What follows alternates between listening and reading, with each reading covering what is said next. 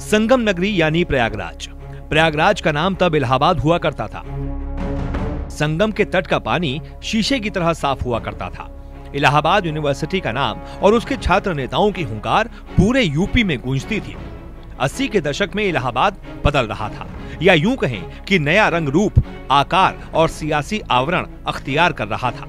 नए कॉलेज बन रहे थे, नए नए उद्योग स्थापित हो रहे थे, बड़े बड़े सरकारी ठेके बंट रहे थे।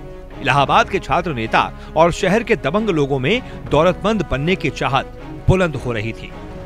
इसी दौर में चकिया मोहल्ले में रहने वाले फिरोज तांगेवाले का बेटा अतीक अहमद सुर्खियों में आता है। 1979 में फिरोज तांगेवाले का बेटा और चकिया मोहल्ले का वो लड़का अतीक अहमद हाई स्कूल में फेल हो जाता है।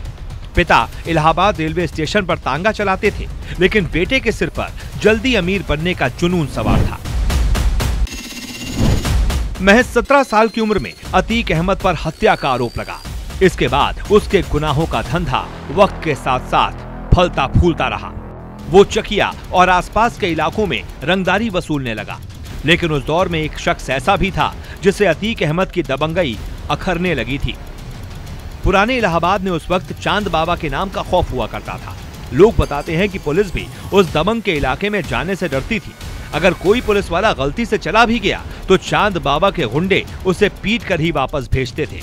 चांद बाबा के छोटे से गैंग के सामने चकिया का 20 साल का लड़का अतीक अहमद खुद को उससे बड़ा गुंडा साबित करने के लिए पूरी ताकत लगा रहा था। उम्र के साथ साथ बदमाशी की दुनिया में भी अतीक अहमद चांद बाबा से बहुत छोटा था, लेकिन पुलिस और उस दौर के कुछ नेता अतीक अहमद को शह दे रहे थे। वो चांद बाबा के खौफ को खत्म करने के लिए लोहे को लोहे से काटने की कोशिश कर रहे थे। स्थानीय पुलिस, नेता और बदमाशों के इसी कॉकटेल के दम पर अतीक अहमद गुनाहों का हमसाया बनता चला गया। बाहुबली और 80 से ज्यादा मुकदमों में आरोपी अतीक अहमद के दर्जनों किस्से हैं। कहते हैं गुनाहों की दुनिया में जाने के कुछ दिनों बाद ही उसने अपना राजनीतिक गठजोड़ इतना मजबूत कर लिया था कि एक बार जब उसे पुलिस उठा ले गई तो उसने वो कर दिया जिसकी उम्मीद किसी को नहीं थी। 1986 की बात है। यूपी में वीर बहादुर सिंह की सरकार थी। प्रधानमंत्री थे राजीव गांधी। चकिया के अतीक अहमद का गैंग पुलिस के लिए बहुत बड़ा खतरा बन चुका था। उस वक्त पुलिस अतीक और उसके लड़कों को गली गली खोज रही थी। एक दिन पुलिस ने उसे उठा लिया। पुलिस वाले उसे थाने नहीं ले गए। किसी को खबर नहीं लगी कि आखिर हुआ क्या। सबने समझा अब अतीक का काम तमाम हो चुका है। लेकिन तभी दिल्ली से एक फोन आया।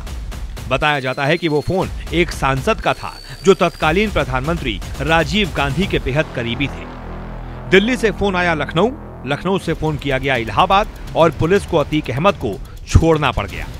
पुलिस और नेताओं को यह एहसास भी नहीं था कि अतीक सिर्फ चांद बाबा के लिए नहीं बल्कि आगे चलकर कानून के लिए भी बड़ी चुनौती और सियासत के लिए बड़ा सिरदर्द बनने वाला था। अतीक अहमद और चांद बाबा में कई बार गैंग वॉर हो चुका था। दोनों ने चुनाव लड़ा। अतीक विधायक बन गया और चांद बाबा हार गए। 1989 में चुनाव जीतने के कुछ ही महीनों बाद चांद बाबा की हत्या कर दी गई।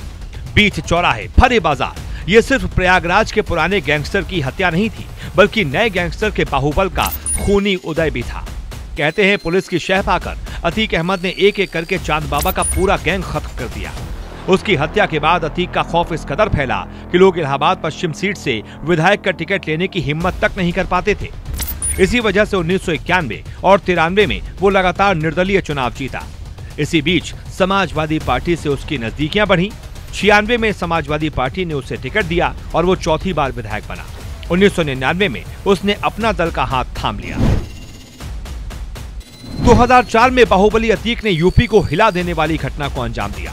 2004 में उसने एक बार फिर समाजवादी पार्टी का दामन थामा और फूलपुर से सांसद का चुनाव जीत गया। उसके सांसद बनने के बाद इलाहाबाद पश्चिम सीट खाली हो गई तो उसने अपने भाई खालिद अजीम उर्फ अशरफ को चुनावी मैदान में उतारा। लेकिन अतीक का भाई बीएसपी के राजू पाल से 4000 वोटों से हार गया। राजू पाल जो कभी बाहुबली अतीक अहमद का ही दाहिना हाथ हुआ करता था। उस समय राजू पर 25 मुकदमे दर्ज थे। राजू पाल के हाथों अपने भाई की हार अतीक को बर्दाश्त नहीं हुई।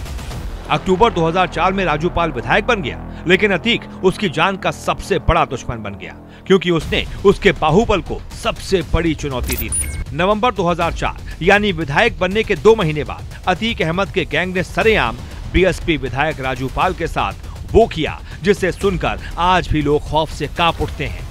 25 जनवरी 2005 को राजू पाल के काफिले पर हमला हुआ। राजू पाल को कई गोलियां लगी। राजू पाल के समर्थक उसे टेम्पो से अस्पताल लेकर जाने लगे। अतीक अहमद के शूटर्स को लगा कि राजू अभी जिंदा है। अतीक के शूटर्स ने टेम्पो को घेरकर फायरिंग शुरू कर दी। रास्ते भर राजू और उसके साथियों पर गोलियां चलाई गईं। जब तक राजू अस्पताल पहुंचा उसे 19 गोलियां लग चुकी थी। डॉक्टरों ने राजू को मृत घोषित कर दिया था। बताया जाता है कि हत्या से 9 दिन पहले ही राजू पाल की शादी हुई थी। बीएसपी समर्थकों ने पूरे शहर में तोड़फोड़ शुरू कर दी। बहुत हंगामा हुआ। राजू की हत्या के बाद 2005 में इलाहाबाद पश्चिम सीट पर उपचुनाव हुआ।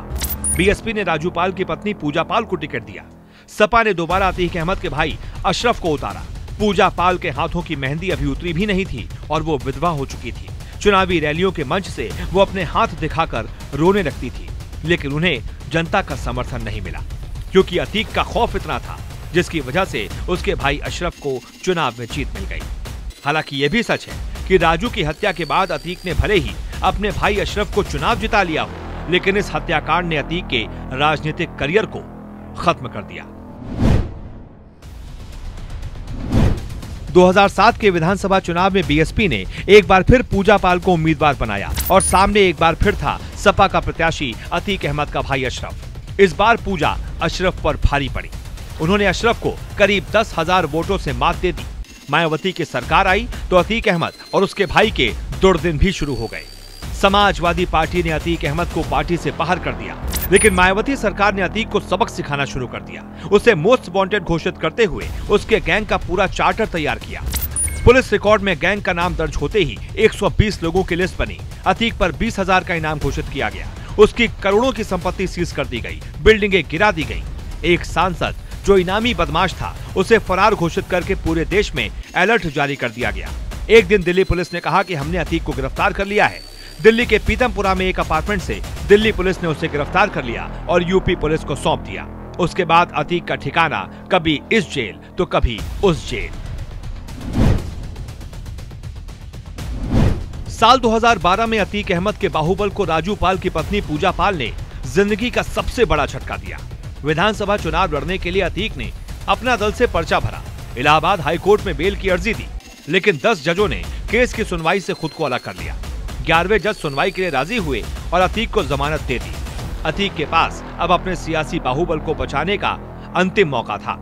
वो खुद पूजा पाल के सामने उतरा, लेकिन जीत नहीं पाया। राज्य में समाजवादी पार्टी की सरकार बनी और अतीक फिर से अपनी हनक बनाने की कोशिश में जुट गया। अतीक के भाई अशरफ के घर की 5 बार कुर्की हो चुकी है। पुलिस घर के खिड़की दरवाजे सब उखाड़ चुकी है। अतीक भले ही नेता बन गया था, लेकिन माफिया वाली छवि से कभी बाहर नहीं आ पाया। अतीक ने अपराधों और खौफ के दम पर सियासी बाहुबल हासिल किया, लेकिन राजनीति में आने के बाद उसका आपराधिक साम्राज्य और बढ़ता गया। यही वजह है कि उसके ऊपर ज्यादातर मुकदमे विधायक सांसद रहते हुए ही दर्ज किए गए। लोग कहते हैं कि वो अपने विरोधियों से बदला लेने के लिए कुख्यात है। अतीक और उसके गैंग ने 2017 से पहले तक हमेशा कानून व्यवस्था को चुनौती दी, लेकिन गुनाहों का ये सिलसिला पुलिस की नजरों में खटकने लगा। इसी दौर में अतीक एक बहुत बड़ी गलती कर बैठा। 26 दिसंबर 2018 को यूपी की राजधानी लखनऊ में कुछ गुंडों ने एक बिजनेसमैन को किडनैप कर लिया। लखनऊ के पास देवरिया लेकर गए। वो गुंडे अतीक गैंग के थे, जो बिजनेसमैन को सीधे देवरिया जेल लेकर चले गए। वहां प्रॉपर्टी विवाद में उसे पीटा और फिर सादे कागज पर साइन करवाने के बाद पूरी घटना का वीडियो सोशल मीडिया पर वायरल कर दिया। अतीक अहमद ने जेल में बैठकर इतना बड़ा कांड इसलिए करवाया ताकि उसका खौफ बरकरार रहे, लेकिन ये कांड उसकी जिंदगी की सबसे बड़ी भूल साबित हुआ। इस घटना के बाद उसे देवरिया से बरेली सेंट्रल जेल भेजा गया, लेकिन वहां के जेल प्रशासन ने अतीक को रखने से इनकार कर दिया। लोकसभा चुनाव के मद्देनजर उसे कड़ी सुरक्षा में रखने के लिए प्रयागराज की नैनी जेल में शिफ्ट किया गया। देवरिया जेल कांड का मामला सुप्रीम कोर्ट तक पहुंचा। अदालत ने सीबीआई को केस दर्ज कर जांच करने का आदेश दिया। अतीक अहमद और उसके बेटे के अलावा करीब 15 लोगों के खिलाफ मामला दर्ज हुआ। 23 अप्रैल 2019 को सुप्रीम कोर्ट ने यूपी सरकार को आदेश दिया कि अतीक अहमद को यूपी से बाहर शिफ्ट किया जाए। 3 जून 2019 को उसे अहमदाबाद की साबरमती जेल में शिफ्ट कर दिया गया। यूपी की योगी आदित्यनाथ सरकार ने अतीक अहमद के खौफ को बुलडोजर से रौंदने के लिए चौतरफा अभियान चलाया। अतीक और उसके परिवार समेत गैंग के लोगों की अवैध संपत्तियों पर बुलडोजर चलाया। उसकी करीब 70 करोड़ की संपत्तियां कुर्क कर दी गईं। 2016 में मुलायम सिंह यादव के परिवार में राजनीतिक विरासत की खींचतान चल रही थी। मुलायम सिंह यादव, अखिलेश और शिवपाल में सियासी वर्चस्व की घरेलू जंग के बीच सपा ने उम्मीदवारों की लिस्ट जारी की। मुलायम चाहते थे कि अतीक अहमद को टिकट मिले। उनकी मर्जी पर अतीक को कानपुर कैंट से विधायक का उम्मीदवार बनाया गया, लेकिन इसी बीच 14 दिसंबर 2016 का एक वीडियो वायरल हो गया। वीडियो में अतीक अहमद और उसके 60 से ज्यादा समर्थकों पर इलाहाबाद के एक कॉलेज में जाकर मारपीट और धमकाने का वीडियो सुर्खियों में आ गया। इतना काफी नहीं था कि 22 दिसंबर को अतीक अहमद 500 गाड़ियों के काफिले के साथ बाहुबल दिखाने के लिए कानपुर पहुंच गया। हमर पर सवार अतीक के काफिले की वजह से कानपुर की कई सड़कें जाम हो गईं। अखिलेश यादव से सवाल पूछे गए तो उन्होंने साफ कर दिया कि पार्टी में अतीक जैसे लोगों के लिए कोई जगह नहीं है। हालांकि 2017 के चुनाव से ठीक पहले उसने अखिलेश यादव को चुनौती देते हुए कहा, कई बार निर्दलीय जीता हूं, टिकट कटता है तो कट जाए, अपना टिकट खुद बना लूंगा। फरवरी 2017 में उसे कोर्ट के आदेश पर गिरफ्तार कर लिया गया। हाई कोर्ट ने सारे मामलों में उसकी जमानत रद्द कर दी और उसे जेल जाना पड़ा। मुरादाबाद से निर्दलीय पर्चा भरा, लेकिन अतीक चुनाव हार गया।